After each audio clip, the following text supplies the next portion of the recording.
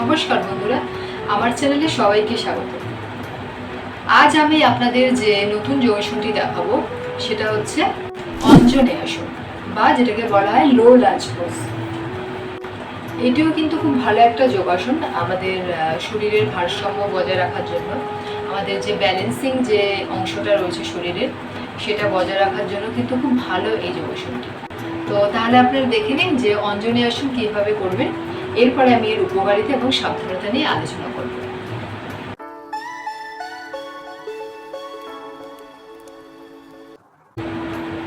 অঞ্জনে আসন করার সময় ফার্স্টে আপনাকে একদম এরকমভাবে লম্বালম্বি হয়ে দুটো হাঁটুর মধ্যে জোর দিয়ে কিন্তু দাঁড়াতে হবে, ঠিক আছে?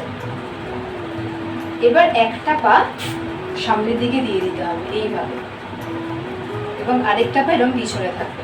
আপনারা এই ভঙ্গিতে এরকমভাবে কিন্তু আগে আপনারা কয়েকবার একটু প্র্যাকটিস করে নেবেন, ঠিক আছে?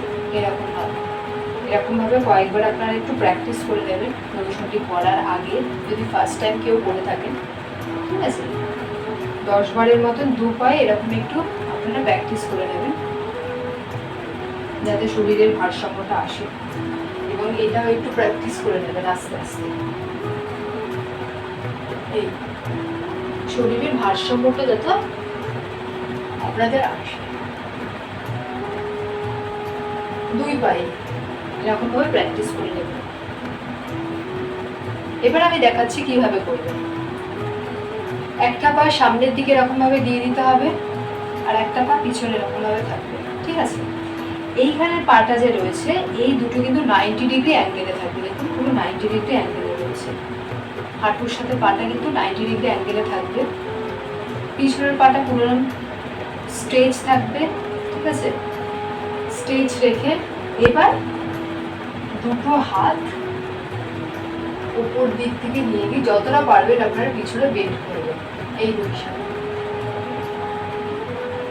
পজিশনে, ঠিক আছে? সামনেটা যতটা পারবেন সামনেটা ওপেন আপ রাখবেন এবং এই পজিশনে কিন্তু হোল্ড করবেন। শ্বাস প্রশ্বাস স্বাভাবিক থাকবে। 20 থেকে 40 সেকেন্ড হোল্ড করবেন।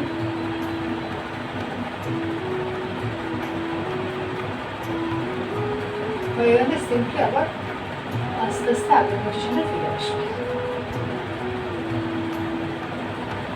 একইভাবে আমি এই পায়ে করব। এই পজিশনে রাখতে হবে। যদি কারণ মনে করেন যে হাঁটুতে ব্যথা রয়েছে, হাঁটুতে চাপ লাগছে, তাহলে আপনারা কিন্তু হাঁটুর নিচে কোনো টাওয়েল বা কিছু রেখেও করতে পারেন, ঠিক আছে? এই পজিশনে পা থাকবে, পিছনের পাটা এরকম থাকবে। 90 ডিগ্রি অ্যাঙ্গেল কিন্তু হবে যখন সামনের দিকে আমরা বডিটা বেন্ড করছি, বডিটাকে এগিয়ে নিয়ে যাচ্ছি। দেখুন একটা 90 ডিগ্রি অ্যাঙ্গেল রয়েছে, কিন্তু সবসময় এটা মেনটেন করবে 90 ডিগ্রি অ্যাঙ্গেলটা রেখে। এবার সিম্পলি দুটো হাত আস্তে আস্তে তুলে পিছনের দিকে ব্যাক করবে যতটা পারবেন।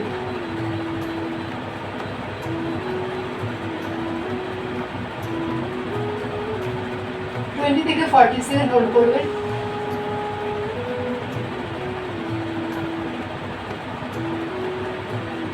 হয়ে গেলে আস্তে আস্তে আস্তে আস্তে আগের পজিশনে ফিরে আসবে।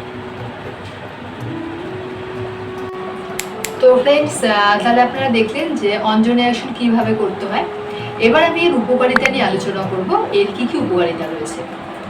প্রথমত হচ্ছে এই যোগাসনটি যদি আপনারা নিয়মিত অভ্যাস করেন তাহলে কি হবে, আমাদের যে পা এবং কুচকি হাত এর যে পেশিগুলো রয়েছে সেই পেশিগুলো কিন্তু নমনীয়তা বাড়বে এবং তার পাশাপাশি শক্তিশালী হতেও সাহায্য করবে। এছাড়াও এই যোগাসনটি কিন্তু সাইটিকা ব্যথার জন্য খুব ভালো। যাদের সাইটিকার পেইন হচ্ছে বা সাইটিকার ব্যথা আপনারা নিয়মিত ভুগছেন, তো তাদের জন্য কিন্তু খুব ভালো এই যোগাসনটি। কারণ যখন আমরা সাইটিকার যে নার্ভটা আমাদের গেছে পায়ের এখানটা দিয়ে, ঠিক আছে, পায়ের পিছন অংশ দিয়ে যে সাইটিকার নার্ভটা গেছে, তো মেইনলি সেটাতেই কিন্তু একটা চাপ সৃষ্টি করে যখন আপনারা যোগাসনটি করবেন। তাই সাইটিকার জন্য কিন্তু খুবই ভালো এই যোগাসনটি। এছাড়াও যাদের কাঁধে পিঠে এবং কোমরের ব্যথায় ভুগছেন তাদের জন্য খুব ভালো। যদি আপনারা নিয়মিত এই যোগাসনটি অভ্যাস করেন তাহলে কিন্তু পিঠ, কোমর এবং কাঁধের ব্যথা থেকে আপনারা মুক্তি পাবেন। এছাড়াও যেটা আমি বললাম যে এই যোগাসনটি কিন্তু আমাদের শরীরের একটা ভারসাম্য বজায় রাখে, একটা ব্যালেন্সিং এর এই আসন। তো শরীরের ভারসাম্য মেনটেন করতে কিন্তু এই যোগাসনটি দারুণভাবে সাহায্য করে। আর কি উপকারিতা আছে? এই যোগাসনটি আমাদের মেরুদণ্ডের জন্য খুব ভালো। যেহেতু পুরো স্পাইনের একটা, যখন আমরা বেন্ড করছি তখন আমাদের স্পাইনের উপর একটা চাপ সৃষ্টি করছে, ফলে মেরুদণ্ডকে শক্তিশালী করতে কিন্তু সাহায্য করে এই যোগাসনটি। এছাড়াও এই যোগাসনটি কিন্তু আমাদের হার্ট এবং ফুসফুসের জন্য খুব ভালো, কারণ যখন আমরা যোগাসনটি করছি, যখন আমরা হাতটা উপর করে যখন যোগাসনটি করছি, তখন কি আমরা আমাদের সামনের যে পোর্শনটা সেটা কিন্তু ওপেন আপ হয়, ঠিক আছে? তো ওপেন আপ করার ফলে কি হয়, আমাদের হার্ট এবং ফুসফুস, বিশেষত ফুসফুসের কি হয়, কার্যক্ষমতাটা কিন্তু বাড়ে, এবং ফুসফুসের কার্যক্ষমতা বাড়ার সাথে সাথে কিন্তু কি হয়, আমাদের যে শ্বাস প্রশ্বাস ক্ষমতা সেটাও কিন্তু বৃদ্ধি পায়, ফলে আমরা খুব ভালোভাবে গভীরভাবে শ্বাস প্রশ্বাস নিতে পারি।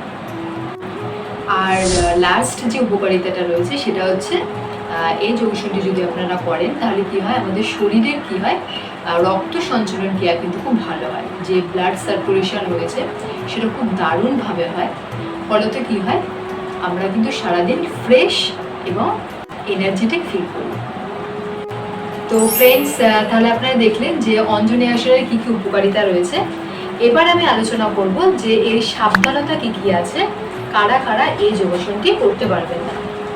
প্রথমত হচ্ছে যাদের হাঁটুতে কোনো সিভিয়ার পেইন রয়েছে, কোনো তীব্র ব্যথা রয়েছে, বা যাদের কোনো অস্ত্রোপচার হয়েছে হাঁটুতে, তারা কিন্তু এই যোগাসনটি অভ্যাস করবেন না, কিংবা কোনো ডাক্তারের পরামর্শ নিয়ে তারপরে কিন্তু যোগাসনটি অভ্যাস করবেন। এছাড়াও এই যোগাসনটি করার সময় আপনারা দেখতেই পাচ্ছেন যে ঘাড়ে কিন্তু আমাদের একটা অসম্ভব প্রেশার পড়ছে, তাই ঘাড়ে যদি কারোর কোনো তীব্র ব্যথা হয়ে থাকে বা কোনো অস্ত্রোপচার হয়েছে, তারাও কিন্তু অ্যাভয়েড করবে। এছাড়াও যাদের হাই ব্লাড প্রেশার রয়েছে বা উচ্চ রক্তচাপ রয়েছে, বা হার্টের কোনো তীব্র রোগ রয়েছে, কোনো হাই ডিজিজ রয়েছে, হার্টের হৃদরোগে আক্রান্ত হয়েছে, তারাও কিন্তু যোগাসনটা অভ্যাস করতে পারবেন। এছাড়া মোটামুটি আপনারা সবাই এই যোগাসনটা অভ্যাস করতে পারবেন। তো তাহলে আপনারা দেখলেন যে অঞ্জনি আসনে কী কী উপকারিতা রয়েছে এবং কী কী সাবধানতা রয়েছে এবং কীভাবে যোগাসনটি করতে হয়। তো এইসব নিয়মবিধি মেনে কিন্তু আপনারা যোগাসনটি অভ্যাস করবেন। আর যদি কোনো আপনারা নতুন যোগাসন জানতে চান বা নতুন কোনো যোগাসন আপনারা দেখতে চান, তাহলে সেটা আপনারা কমেন্ট করে জানাতে পারেন, বা ভিডিওটি কেমন লাগলো সেটাও আপনারা কমেন্ট করে জানাতে পারেন। আর যদি ভালো লেগে থাকে তাহলে অবশ্যই একটা লাইক করবেন। আর যারা এখন আমার চ্যানেলটি সাবস্ক্রাইব করেনি তারা প্লিজ আমার চ্যানেলটা একবার সাবস্ক্রাইব করে দিন, যাতে আপনাদের মতনই আমি বহু মানুষের কাছে পৌঁছতে পারি এবং মানুষদেরকে ভালো রাখতে পারি। তো নমস্কার, ভালো থাকুন, সুস্থ থাকুন আর নিয়মিত যোগাসন করুন।